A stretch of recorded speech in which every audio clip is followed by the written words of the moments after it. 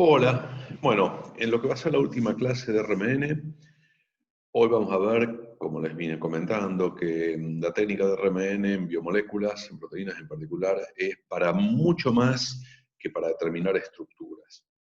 Bien, y como vamos a ver hoy, nos permite estudiar procesos dinámicos en solución e interacciones moleculares, entre muchas otras cosas, pero esto es parte del mensaje final que quiero darles con respecto a las aplicaciones de esta técnica.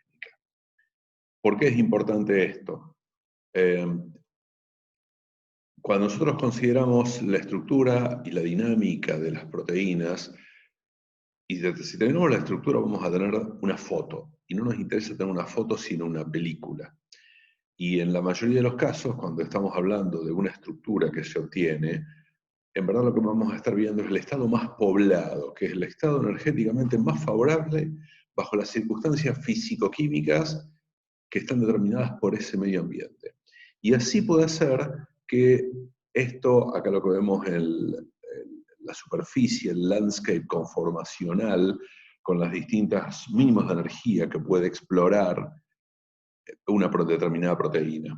Por ejemplo, acá vemos el estado nativo, que tiene una baja energía, obviamente tiene menor energía que el estado desplegado, pero en el proceso de plegado puede haber algunos intermediarios que también poseen unos mínimos, como algunos procesos. Acá vemos estados parcialmente plegados. Puede haber algunas formas, como agregados amorfos, oligómeros o fibras amiloideas, las que se forman en las enfermedades neurodegenerativas, debido a interacciones intra e intermoleculares. Entonces, la superficie de energía es mucho más compleja y también involucra mucho más estado que es lo que es la proteína completamente desplegada o plegada. Y también la proteína va a interaccionar con otras macromoléculas o pequeñas moléculas dentro de la célula, y eso lo va a hacer en distintas escalas de tiempo. Y en esas escalas de tiempo en las cuales interacciona, puede sufrir cambios conformacionales. Y esto es una cosa que es importante. Cuando la proteína está explorando esos distintos mínimos de energía, tal vez algunos estén muy cercanos entre sí. Acá ya no estoy hablando de plegamiento desplegado de la proteína, sino que puede ser el movimiento de un bucle, un cambio alostérico. Podemos tener, de acuerdo a las pequeñas barreras energéticas que se formen entre estos mínimos, que estos cambios conformacionales sean explorados en la escala de los picosegundos o de los nanosegundos. O, en los casos que tengan que vencer mayores barreras energéticas, pueden estar en el rango de los microsegundos, milisegundos o hasta segundos. Esto lo vimos en la primera clase. La escala de tiempo es clave para estudiar distintos fenómenos en biología y en bioquímica, y no solamente la foto. Y si vemos acá los distintos fenómenos dinámicos que pueden tener lugar en una proteína, como el estiramiento, acá tenemos el caso de también el cambio de los conformación de anillos de azúcares, movimientos de bucles, estos ocurren en la escala de los nanosegundos, rotaciones de cadenas laterales pueden ir de los picosegundos hasta casi los microsegundos, dominios de movimientos, estos requieren mayor energía y entonces son escalas más lentas de tiempo. Entonces, si nosotros queremos estudiar, esto involucra estudiar a veces algunos movimientos en nanopicosegundos, a veces milisegundos o segundos. Hay varias técnicas que permiten estudiar algunas escalas de tiempo. RMN es una técnica que tiene, además de la potencialidad de explorar residuo por residuo o núcleo por núcleo lo que está sucediendo en la proteína, es que puede abarcar escalas de tiempo que van desde los segundos hasta los picosegundos. Entonces provee información única sobre los cambios estructurales y dinámicos que están teniendo en solución. Antes de hablar un poco de dinámica, vamos a ver cómo se hace hasta ahora el experimento de RMN. En los experimentos, cuando nosotros hacemos espectroscopía, que tenemos una diferencia de energía y tenemos que generar una transición, en cualquiera de las espectroscopías que hemos visto hasta ahora, se hace un barrido energético hasta que uno llega a la energía en que precisamente existe esa transición, se absorbe la luz, se observa el pico y se sigue. Bueno, Eso si se hiciera en RMN llevaría muchísimo tiempo para tener la resolución que se requiere. Por lo tanto, en los años 70, Richard Ernst, quien inventó la metodología de pulsos para estudiar la técnica de RMN, que permite adquirir la información en un periodo de tiempo muy corto. Vamos a ver qué queremos decir con los pulsos mirando los espines como vectores.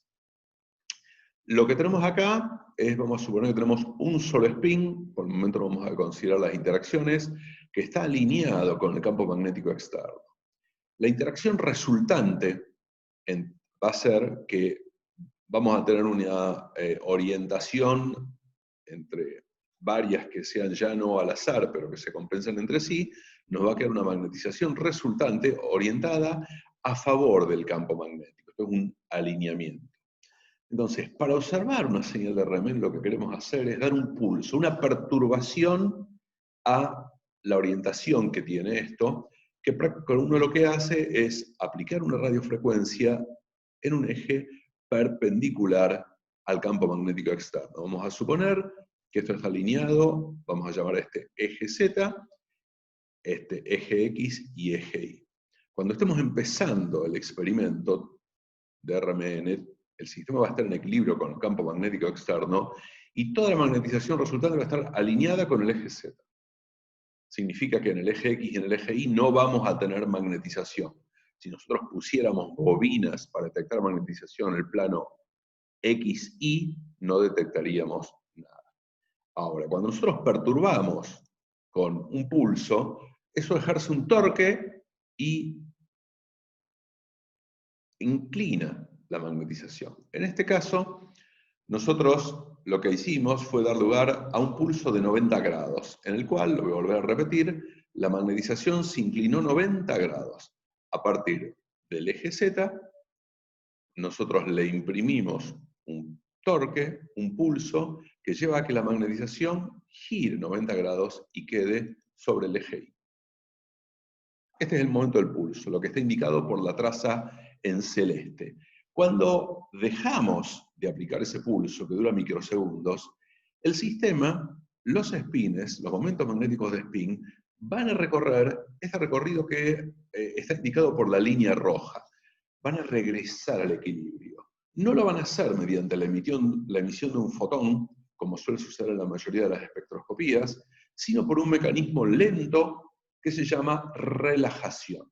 En este proceso de relajación, que es lo suficientemente lento como para que yo hable al cohete mientras eso está volviendo al equilibrio, vemos que cada vez se va haciendo más lento, se restaura la orientación inicial, en la cual queda solo magnetización en el Z y nada de magnetización en el X y en el Y. Pero es un proceso paulatino. Y este proceso ven que se va dando como un trompo que regresa al equilibrio y no es que yo doy un pulso de 90 grados y vuelve directamente hacia atrás. Entonces esto a mí me da una oportunidad para medir, porque acá vemos que el sistema sigue pulsando. Si yo pongo bobinas de detección de la magnetización en el eje X o en el eje Y, yo no voy a detectar nada hasta que yo no haya realizado este pulso. Pero una vez de que yo haya pulsado, las bobinas acá en estos ejes van a poder detectarme qué es lo que pasa con esta magnetización.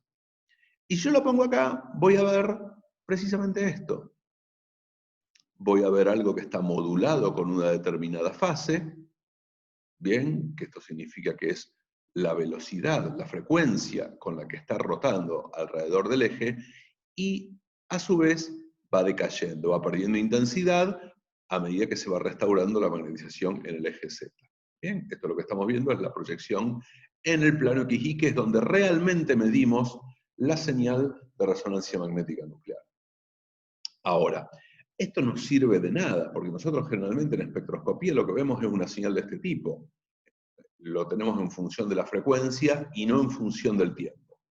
Pero existe una metodología llamada matemática, que es la transformada de Fourier, que es una serie de integrales que lo que permite hacer es convertir este decaimiento en el tiempo en un espectro o sea, intensidad en función de la frecuencia. En verdad, si nosotros miramos detalladamente, la separación entre estos máximos, que es uniforme, y la separación entre estos mínimos, de este decaimiento exponencial modulado por una sinusoidal, es la misma, la separación. ¿Y por qué es la misma? Porque tenemos un solo spin en este caso. O sea que la frecuencia con que está oscilando es precisamente esta frecuencia, si lo vemos en términos de frecuencia angular. Y esta información es la que extrae la transformada de Fourier. Uno podría decir, bueno, en verdad no es tanto trabajo. Acá tenemos la forma matemática de la transformada de Fourier, porque si uno mide las distancias acá, puede sacar la frecuencia. Ahora, este es el caso de un solo spin. ¿Qué pasa si tuviéramos dos spines? En el caso de dos spines, tendríamos un decaimiento de este tipo que estamos viendo en el plano XY, en el cual vamos a tener obviamente dos frecuencias. Y si miramos con un poco de cariño, cuidado y paciencia, vamos a ver las dos frecuencias. La primera frecuencia es esta frecuencia chica que me separa estos pequeños máximos. Y la otra frecuencia es la que me separa este blob de este blob de este blob, una frecuencia más grande. Lo puedo obtener mirándolo y midiéndolo, pero la transformada de Fourier directamente me lo convierte en este espectro, que son dos picos con dos frecuencias distintas. ¿Cómo lo vemos? Nosotros estamos poniendo una detección en uno de los ejes, que va a ser este que está en rojo, y vemos esta línea que va acá. Si también medimos en el otro eje, es la línea que vamos a tener en azul, en la cual cuando uno está a cero, en el otro va a ser máximo. Y podemos ver cómo el sistema regresa al equilibrio. Todo esto es con una única frecuencia, y por si yo hago la transformada de Fourier, tengo una sola señal. Si tengo dos frecuencias, vemos que es bastante más complejo, pero con la transformada de Fourier tengo un espectro de dos líneas. Ahora, en la vida real, ya en una pequeña molécula orgánica, en que yo tenga 30 o 40 protones, voy a tener un decaimiento que va a ser mucho más complejo, porque acá ya no puedo distinguir individualmente las frecuencias. Esta señal, que es la que realmente se detecta en el RMN, se llama decaimiento o inducción libre, o Free Induction Decay, FID, y que es el registro primario del dato de resonancia magnética nuclear. Yo hago la transformada de Fourier, que en la práctica no necesito saber integrales, sino que uno lo que hace es FT y Enter, o cliquea FT en la pantalla, y me convierte este hermoso decaimiento en este hermoso espectro, en el cual ya me extrajo todas las frecuencias individuales. ¿Qué ventajas tiene usar la metodología de pulso? En primer lugar, que el tiempo que yo tengo que esperar para repetir los experimentos, que es importante repetir los experimentos, porque recordarán que realmente es una técnica poco sensible, entonces tengo que repetir el experimento para acumular varios barridos y entonces mejorar la relación señal-ruido. Esto me mejora el tiempo de repetición, porque un pulso normalmente dura pocos microsegundos y el tiempo de espera va a ser el tiempo que tengo que esperar para que la señal haya decaído por completo, que pueden ser segundos o milisegundos, según el sistema. Bueno, esto es una de las ventajas que tiene la técnica de RMN de pulsos. La otra ventaja que tiene, volviendo a la clase anterior, en la cual nosotros vimos que podemos hacer distintos tipos de espectros, podemos hacer un NOESI, en que vemos interacciones dipolares, podemos hacer un TOXI, en que vemos interacciones escalares entre protones, podemos hacer un HSQC, que vemos interacciones protón-nitrógeno escalares. Bueno, esto en otras espectroscopías no lo podemos hacer. Acá podemos elegir qué ver y, lo más importante, elegir qué no vamos a ver. Bueno, si nosotros acá lo que hacemos es dar pulsos que me orienten en el eje X, en el eje Y, en el eje menos X o en el eje menos Y algunas magnetizaciones y otras las dejen fuera de esos ejes o directamente fuera del plano XY, yo voy a poder saber dónde medir y ver, aquí están las interacciones escalares. aquí están las dipolares, o acá están las interacciones protón-nitrógeno. Entonces, la metodología de pulsos es el corazón de las técnicas de RMN modernas, ya de más de 30 años, que nos permiten estudiar las proteínas. Bien, ahora, vamos a ver un poco en qué consiste el fenómeno de relajación. Es el proceso por el cual los espines en la muestra regresan al equilibrio, y esto se da con una interacción con el medio ambiente. Yo puedo medirlo de distintas maneras. Puedo medir cómo el sistema vuelve al equilibrio en el eje Z, en el momento cero después del pulso. Si yo di un pulso de 90 grados e incliné totalmente la magnetización en el eje Z va a ser 0. Y yo de a poco voy a ver cómo esta regresa hasta el valor inicial, al máximo.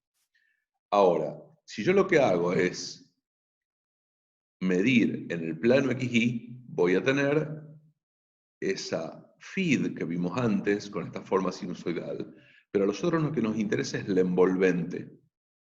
Si nosotros tomamos la envolvente de ese decaimiento que está modulado por una función periódica que vimos antes, esto nos va a dar otra velocidad de relajación.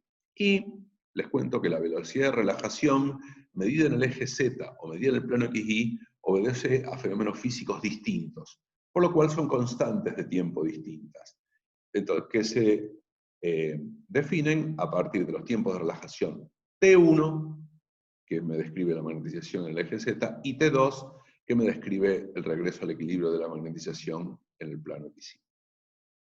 Bien. ¿A qué se debe la magnetización? ¿Qué es lo que me permite que el sistema vuelva al equilibrio? ¿Por qué algunas cosas tienen tiempos de relajación más largos o más cortos? Que es lo que ahora vamos a ver. Bueno, yo voy a tener mi molécula que está rotando en solución. Como consecuencia de eso, si la molécula está rotando libremente en solución, este carbono, acoplado con un determinado protón, va a ver que el spin del protón girando alrededor está generando un campo magnético y van a estar acoplados. Ese campo magnético está rotando alrededor y eso genera un campo magnético oscilante. Ese campo magnético oscilante de que genera el protón con el movimiento molecular de nuestra proteína, de nuestra molécula en solución, lo que le permite es intercambiar energía con el carbono 13, que se relaja, intercambia magnetización y vuelve al equilibrio. Es una gran red en la cual todos los momentos magnéticos de spin están conectados entre sí. Pero lo que es importante es que esto está modulado por la velocidad de rotación de la molécula. Porque si yo tengo una molécula que esté rotando lento, el campo magnético que genera el protón alrededor del carbono va a tener un determinado valor, y si está rotando rápido, el campo magnético que genera es distinto. Y eso va a impactar directamente en la relajación, en los tiempos T1 y T2. Acá un poquito de matemática para ver de qué estamos hablando. Esto después ustedes se pueden sentar tranquilos, detener el video y mirarlo. Estas son las expresiones, parecen complicadas, pero no lo son, que me definen T1 y T2. ¿Verdad? Acá lo que estamos poniendo son las velocidades de relajación, son sus inversas. 1 sobre T1, que me describe la magnetización en el eje Z, y 1 sobre T2, que me describe el regreso de la magnetización en el plano XY. Aquí lo que tenemos son la constante giromagnética, la constante de Planck. R es la distancia entre dos núcleos, porque en definitiva, mientras dos núcleos estén más cerca, uno va a relajar al otro más rápidamente comparado con otro que estén lejos. Bien. Entonces, los únicos parámetros que nos quedan es omega, que es la frecuencia angular de absorción de los núcleos, que va a depender del campo magnético en el cual estemos trabajando, y tau, que es lo que se llama tiempo de correlación, tau c, que es la velocidad, nos da una idea de la velocidad de rotación de la molécula. Para darles una idea, una definición formal de tau c o tau r, que se lo llama tiempo de correlación rotacional, es el tiempo que tarda en rotar la molécula un ángulo de un radián alrededor de un eje arbitrario que la cruce. Bien, entonces, Vamos a poner números para que se pueda entender esto. Lo primero que vemos acá es lo que yo les decía antes, que T1 y T2, como dependen de fenómenos físicos que son distintos, están dados por ecuaciones distintas. Primer punto. T1 y T2 pueden ser distintos. Supongamos que estamos en un sistema de rotación rápida, una molécula pequeña no viscosa, por ejemplo, la molécula de agua. Eso va a tener un tiempo de correlación rotacional, estos están medidos, de 10 a la menos 11 segundos. Y que nosotros estamos en un equipo de 400 MHz. 400 MHz es la frecuencia lineal de absorción de protones. Si nosotros lo que hacemos es calcular la frecuencia angular correspondiente, en lo cual lo vamos a multiplicar por 2pi, vamos a ver que la frecuencia del protón es 2,5 por 10 a la 9 Hz. Entonces, este término que se repite mucho acá es frecuencia al cuadrado por tiempo al cuadrado. En este caso particular de rotación rápida, la frecuencia del protón por tau es 2,5 por 10 a la menos 2. Si lo elevamos al cuadrado, esto es 10 a la menos 4. Es muchísimo menor que 1. Significa que en estos denominadores que tenemos acá, este término se va a despreciar. Y yo voy a tener acá, si todo esto se anula, 1,5 tau c más 2,5 tau c más tau c, que en total me va a dar 5 veces tau c. Y lo mismo sucede con T1. Si esto se anula, en el denominador me queda 1 tau c más 4 tau c. Como consecuencia de esto, esta constante me involucra todo este término multiplicador, tengo que T1 y T2 van a ser iguales para moléculas que rotan rápido, y que además dependen de manera inversamente proporcional al tiempo de correlación rotacional de la molécula. Lo cual no es intuitivo. Les estoy poniendo ecuaciones no para torturarlos o castigarlos, sino simplemente para que veamos que no es intuitivo lo que correlaciona la velocidad de rotación molecular con los tiempos de relajación. Primera conclusión, cuando estamos con moléculas pequeñas que rotan rápido, T1 y T2 son iguales y dependen de manera inversamente proporcional a tau c o tau r. Si ahora vamos al otro extremo, que es el régimen de rotación lenta, o slow motion limit, por ejemplo, para una proteína de unos 30 kilodalton, nosotros esperamos tener un tiempo de correlación rotacional de 10 a la menos 8. Para el mismo valor de frecuencia que nosotros teníamos antes, ahora tenemos que omega por tau es 250. Si elevamos esto al cuadrado, ahora esto va a ser mucho mayor que 1. Por lo cual, en este término, lo que se desprecia es el 1. Y si yo tenía tau c sobre tau c cuadrado, esto va a ser 1 sobre tau c. Y estos términos van a llevar a que este término se anule. Como consecuencia de esto, ustedes pueden hacer la matemática más delicada. En este caso, yo voy a tener que T1 a la menos 1 es inversamente proporcional a tau c, y T2 a la menos 1 es directamente proporcional a tau c. Entonces, la dependencia de T1 y T2 con el tiempo de correlación rotacional en una proteína es distinta. Y T1 y T2 obviamente son distintos, y también podemos concluir que T1 va a ser mucho mayor que T2. Vamos a los bifes ahora. Si entonces dijimos, si nosotros esto lo ponemos en una ecuación en la cual calculamos T1 y T2 para moléculas que tienen tiempos de correlación rotacional que van desde 10 a la menos 11 a 10 a la menos 8, recuerdo, molécula de agua, peso molecular pequeño, y acá lo que esté más o menos a 30 kilodalton, vemos que T2 va disminuyendo monotónicamente, no es una línea recta, tiene acá un cambio cuando pasa del fast motion limit al slow motion limit, pero sigue disminuyendo a medida de que aumenta el peso molecular o a medida de que la molécula rote más lenta. Con el T1, sin embargo, si nosotros volvemos atrás, vemos que la dependencia en la rotación lenta y en la rotación rápida con el tau son distintas. Entonces vamos a tener una inflexión en determinado momento. Para moléculas pequeñas, T1 disminuye a medida que la molécula va rotando más lento, y en un momento se invierte.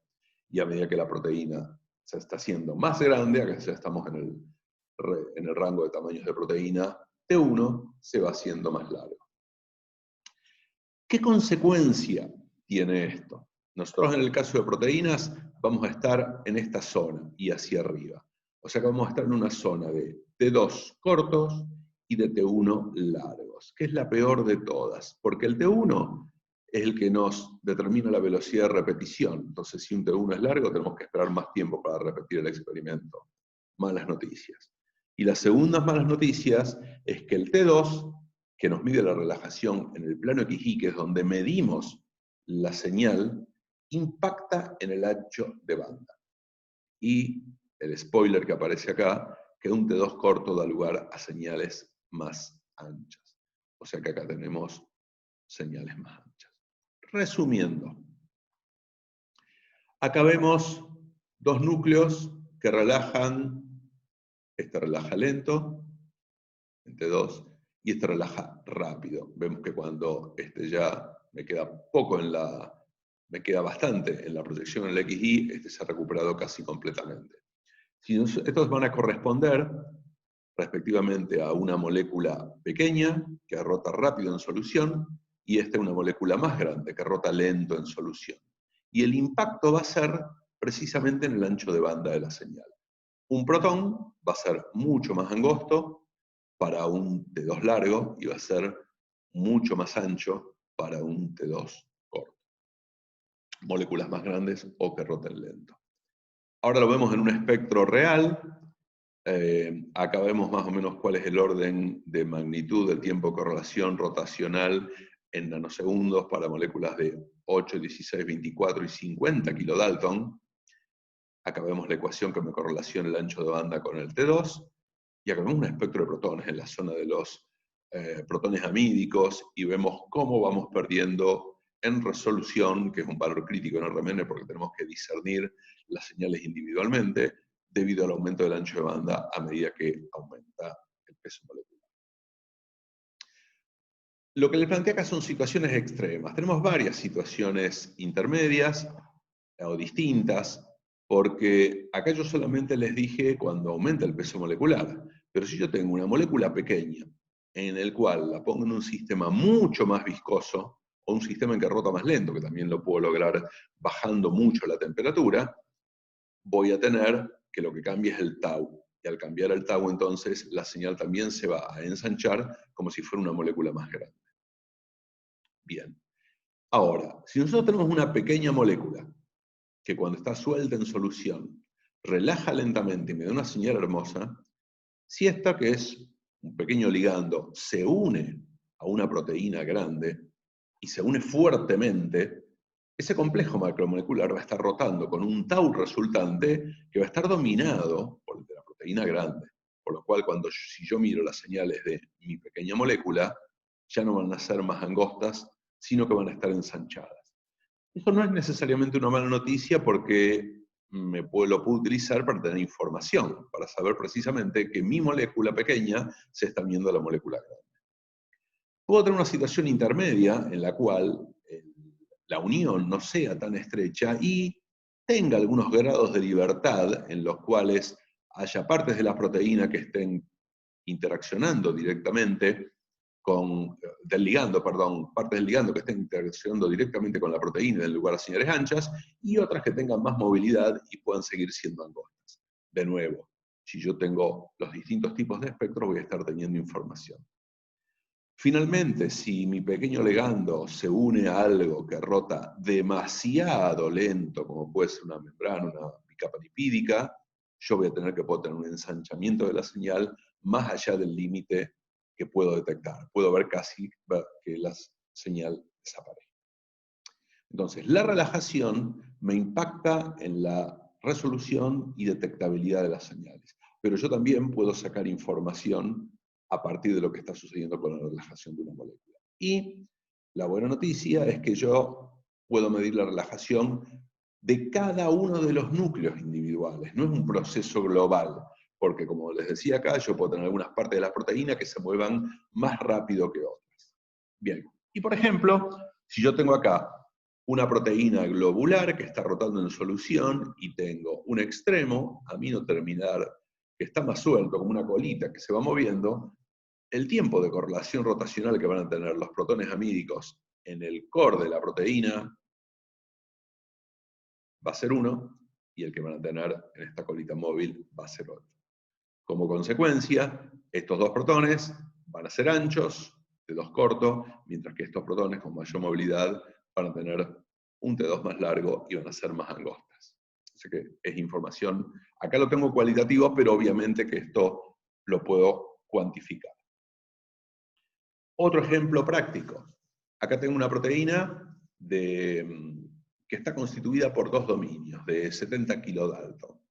Si yo hago un espectro de HSQC de esta proteína de 70 kilodalton, voy a tener señales anchas. Pero estos son dos dominios independientes. Y el experimento que se hizo acá es uno en el cual se cortó el linker y se tenían los dos dominios A y B por separado, cada uno de 35 kilodalton en solución. Y lo que vemos acá es que las señales, acá aparecen con distintos colores porque quien los asignó ya sabía a qué dominio pertenecía cada uno, aparecen aproximadamente al mismo desplazamiento químico que en el otro caso, solamente que son mucho más angostas. O sea que están, los dos dominios sin ese linker, están rotando mucho más rápidamente en solución. Bien. Entonces, la relajación nos da información sobre cuán rápidamente está rotando en solución una determinada macromolécula. Y si esa proteína tiene dinámica interna, cada uno de los protones amídicos va a presentar sus propias velocidades de relajación, y entonces nosotros podemos estudiarla y tener información al respecto. No voy a entrar ahora en detalle, se miden los valores de T1 y de T2 residuo por residuo, pero a partir de eso yo puedo calcular para una determinada proteína un parámetro que se llama parámetro de orden, o S cuadrado, que vale entre 0 y 1. Es mucho más fácil. 0 es el desorden total, 1 es el orden total, algo completamente rígido. Y acá lo que tenemos, que esto se hizo a partir de medidas de relajación en esta proteína, con valores de T1, de T2, se calculó el S cuadrado. Y aquí está graficado en función del backbone, de los residuos de la proteína. ¿Qué vemos? La mayoría de la proteína tiene un valor de S cuadrado alrededor de 0,8, o sea que es más o menos parejo. Es como está, eso me define con el tau C o tau R que está rotando toda la proteína. Pero algunas partes, como el amino terminal, están más desordenadas o rotan más rápidamente. Y yo veo acá que hay partes que el S cuadrado es bastante menor y que se corresponden a estas regiones que están coloreadas acá. Esto me está diciendo que yo tengo zonas de movimiento interno y lo puedo identificar. Entonces aquí ya tenemos una de las grandes potencialidades de RMN. Midiendo relajación residuo por residuo, puedo entender en qué escala de tiempo se están moviendo distintas partes de la proteína. Recordarán que nosotros utilizamos también en la validación y en la estimación de la calidad de una estructura de RMN un parámetro llamado RMSD, y en general veíamos que en los lugares en donde había pocas NOEs o pocas restricciones, nosotros teníamos altos RMSD. Y siempre decíamos, bueno, podría interpretarse como que hay movilidad, pero en verdad puede ser que faltan restricciones. Bueno, si yo mido el S cuadrado, con el S cuadrado yo sí tengo un número en el cual realmente me habla de la movilidad. Y yo acá lo que veo, que en algunos valores, en que tengo alto RMSD de la proteína, que son las partes anchas, sí corresponde con una caída importante del S cuadrado, pero no en todos. Entonces, en este caso, yo puedo medir directamente, midiendo relajación, dinámica proteica. Acá estoy hablando de un cierto tipo de dinámica, pero en verdad hay un montón de procesos dinámicos que se dan en proteínas. Algunos son químicos, por ejemplo, yo puedo tener fenómenos de intercambio químico en proteínas cuando hay cambios conformacionales, que tengo una parte abierta, cerrada, que son más lentas. Y bueno, hablo de intercambio químico porque el desplazamiento químico de los protones en una situación y la otra va a ser distinto. Cuando un ligando se está uniendo a la proteína y tengo este equilibrio, o si tengo eventos de protonación y de protonación. En estos casos también son procesos dinámicos que puedo estudiar por RMN. No solo cambios conformacionales internos, repito, sino unión o protonación de protonación. Un ejemplo clásico en el cual la dinámica de RMN permitió resolver una duda que estaba planteada por cristalografía es el caso de la calmodulina. Había dos estructuras cristalográficas, de la calmodulina libre, unida calcio, y con un péptido con el cual interactuaba, que ven que tiene una conformación completamente distinta. No parece que fuera la misma proteína, vista de esta manera. Pero sin embargo, cuando se estudió por RMN, vemos acá las medidas de T1, T2, nos vamos a fijar en el S cuadrado, vemos que acá, en la mitad del polipéptido, hay una zona que tiene un valor de S cuadrado muy grande. Significa que hay desorden, que corresponde a esta región que antes en la estructura cristalográfica teníamos dibujada como una alfa hélice. Y esto realmente no nos dice que no es una alfa hélice, sino que nos dice que adopta de manera transiente una estructura de alfa hélice, pero también tiene movilidad conformacional. Y esa movilidad conformacional es la que le permite, cuando está el péptido al que se tiene que unir, se rompe la alfa hélice y se pliega por sobre. Perfecto. O sea que con RMN estamos viendo cosas que nos estamos perdiendo por cristalografía y que vale la pena estudiar aun cuando ya tengamos una estructura cristalográfica. Entonces, por RMN podemos estudiar un montón de interacciones moleculares, como les comentaba antes. No les voy a leer todo esto acá, pueden detenerlos y yo puedo medir un montón de parámetros que me permitan estudiar esa interacción. El caso más común es la unión de un ligando pequeño con una proteína. También puede hacer interacción proteína-proteína, proteína azúcares polisacáridos grandes, proteínas de ácido nucleico.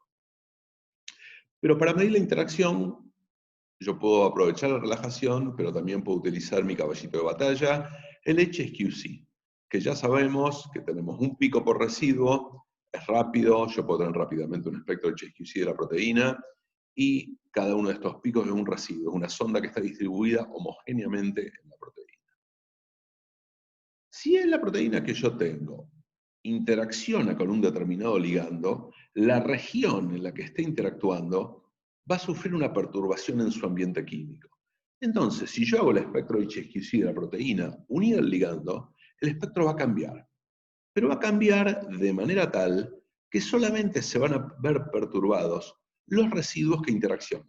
Yo puedo definir un parámetro que se llama perturbación de desplazamiento químico, esto es CSP por las siglas en inglés de Chemical Shift Perturbation, que es una media pesada de los cambios de desplazamiento químicos del protón y del nitrógeno 15 entre la forma libre y la forma unida de la proteína. ¿Qué vemos acá? Estas barras grandes, esto es un fragmento de una proteína, son las que corresponden a las regiones de mayor interacción. Yo lo puedo mapear acá. Entonces puedo saber cuál es la zona de la proteína que está interaccionando con el ligando. Ahora, esto se debe, también tenemos que tener en cuenta la dinámica que tiene este fenómeno. Porque esto puede suceder en dos regímenes que los voy a plantear como regímenes extremos. Si yo tengo que en el estado A y el estado B, puede ser A, un residuo que está, la proteína está unida al ligando, y el estado B en el cual está libre el ligando, entonces ese protón va a tener dos ambientes químicos, uno en el libre y otro en el unido. Si el intercambio que yo tengo entre la forma libre y unido es lo suficientemente lento, entonces cuando yo haga el espectro de RMN voy a ver dos señales, para la forma libre y para la forma unida. Pero a medida que ese intercambio se va, si yo tengo que ese intercambio es mucho más rápido, en la escala de tiempo de RMN yo lo que voy a terminar viendo es un promedio de las dos formas, de la forma libre y de la forma unida. ¿Ok? Entonces, la posibilidad de discernirlo, acá lo que tenemos es, va a depender de la velocidad de intercambio entre estas dos posiciones, en que el núcleo está sintiendo distintos ambientes químicos. Bueno, y esto es una cosa interesante, son datos viejos, como se ve acá, de los años 80, en que Kurt Wüthrich y Gerald Wagner pudieron ver por primera vez acá que había una fenilalanina y una tirosina que esto es en inhibidor de la tripsina pancreática bovina, un pequeño péptido, este es un espectro realmente de protones, que es lo que se podía estudiar en esa época, todavía no se marcaba selectivamente. Si nosotros vemos, por ejemplo, la tirosina, que tiene 4 protones aromáticos, estos son espectros hechos en función de la temperatura, a 4 grados yo veo 1, 2, 3, 4, ¿bien? Porque está en un determinado ambiente. Ahora, si yo aumento la temperatura, hasta, esta se la bancaba, hasta 72 grados, veo que aparecen solo 2 señales. Esto era completamente reversible, o sea que si uno enfriaba volvía atrás, no había destruido la proteína. ¿Por qué estaba viendo solamente 2 señales? Porque estaba teniendo un flip-flop que estaba girando 180 grados la tirosina, por lo cual los protones que estaban a los costados, que venían en un ambiente distinto, al intercambiar rápidamente, se promediaban sus ambientes químicos, dando lugar solamente a 2 líneas. Si dibujan a nivel de tirosina lo van a reconocer. En el caso de la fenilalanina, en que teníamos 1, 2, 3, 4, 5 protones, bajo un régimen de intercambio rápido en que se promedia, aparecen 3 señales. Una que no se promedia porque es un protón único, y otras 2 con una intensidad de 2 que están promediadas. Esto fue fabuloso, el resultado en ese momento, porque reveló que en el interior de las proteínas los aromáticos se podían mover mucho, hasta 180 grados. Bien. Ahora, ¿cómo es si nosotros lo hacemos un espectro de protones en una dimensión? ¿Cómo es si lo hacemos un espectro HSQC, protón nitrógeno 15? Vamos a suponer que estamos en un sistema de intercambio lento, que tenemos los 2 desplazamientos químicos, podemos observar a la vez, de la proteína libre y de la proteína unida, que sabemos dónde están en el espectro.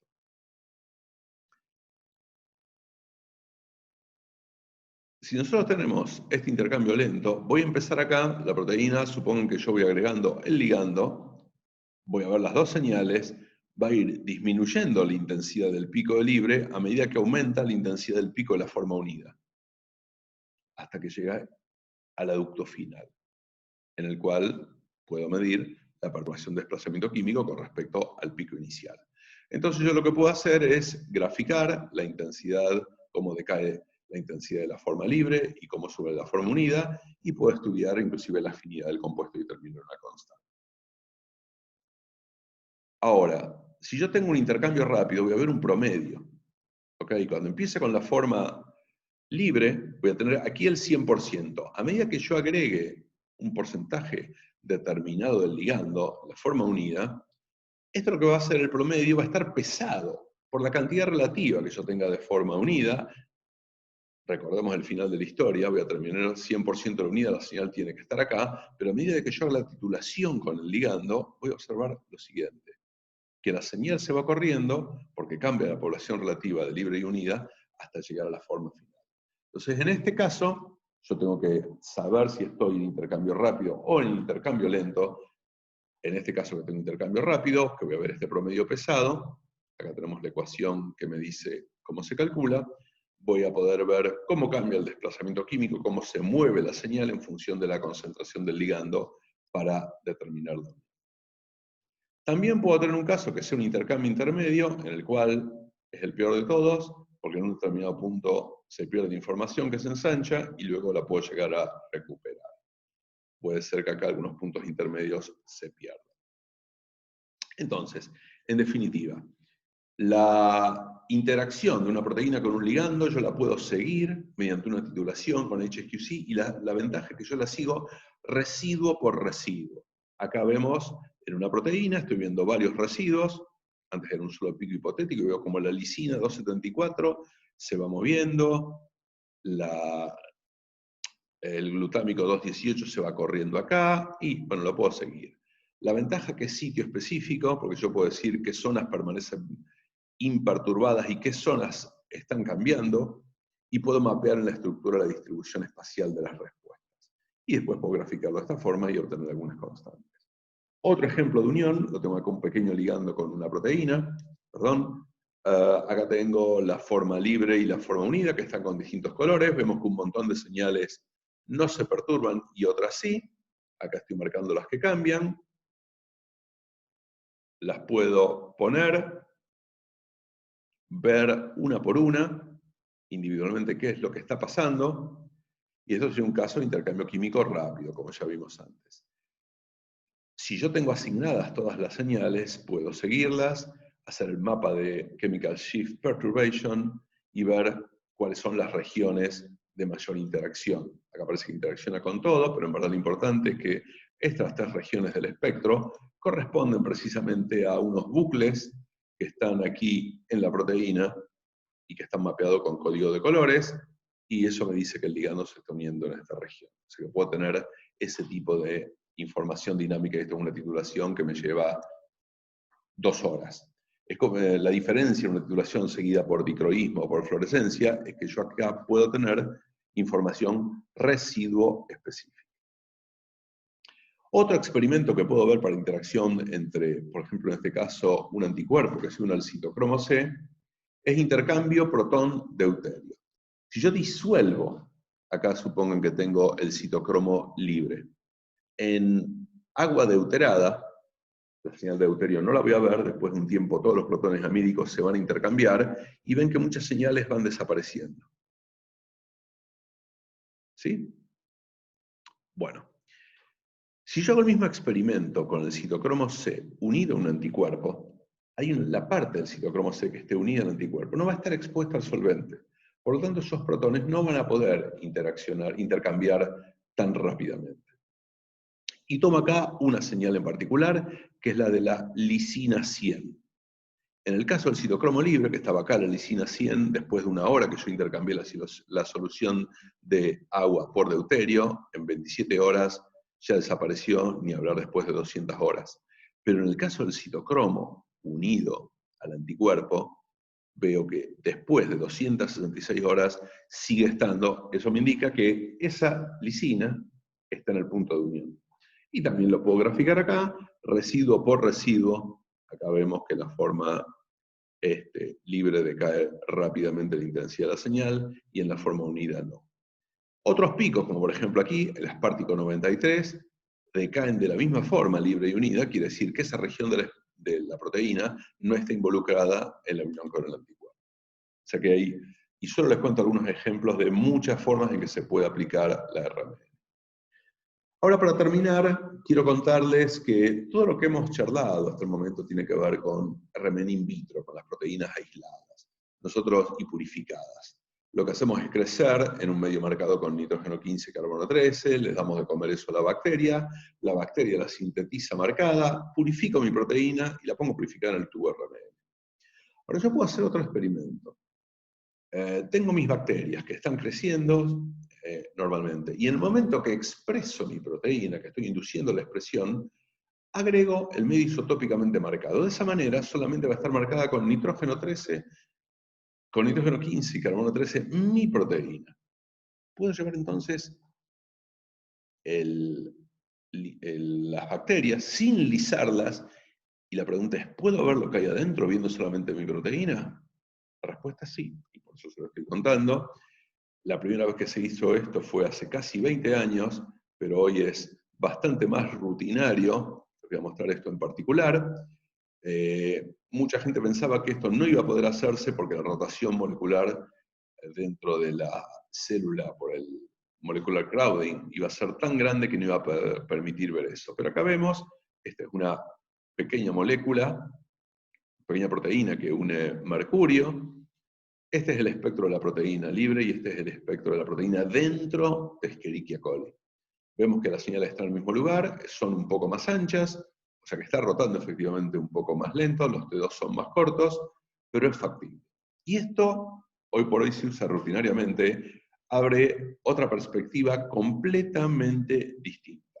Porque esto no solamente lo puedo hacer, esto lo voy a hablar rápidamente, después pueden ver en función de lo que está acá en la leyenda de la figura, induciendo la expresión en Escherichia coli, sino que también lo puedo hacer en células eucariotas, ya sea a través de transfección en general, e inclusive enviar a un determinado compartimiento celular. Puedo tener estrategias en la cual hay una microinyección, esto se suele hacer mucho en ovocitos, y poner la proteína marcada microinyectándola. Otras estrategias también tienen que ver a través de un mecanismo de electroporación para incluir proteínas marcadas. Entonces yo puedo tener una célula en la cual tengo una sola proteína que está marcada con carbono 3 y nitrógeno 15. Y ahí yo puedo estudiar qué es lo que sucede. Si está plegada o desplegada, si se está uniendo a algo, si tiene alguna modificación posttraduccional adentro de la célula.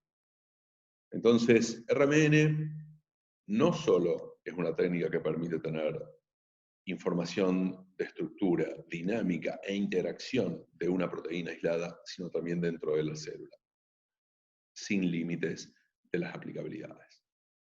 Bueno, finalmente les recomiendo para leer estos dos artículos que se llaman Espectroscopía de RMN para el no espectroscopista, que van a ser muy útiles para entender todo lo que hemos dado.